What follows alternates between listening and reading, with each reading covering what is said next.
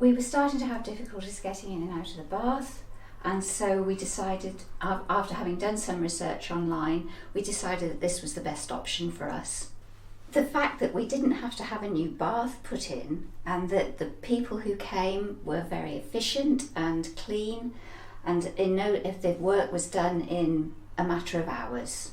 We haven't had the bathroom installed that long, so for us to have the bath taken out and a new system put in would have been a very expensive option.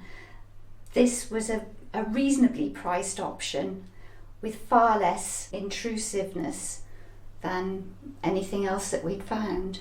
So it's just one person comes, fits, clears up, goes away, and the only thing is you can't use it for 24 hours while everything dries.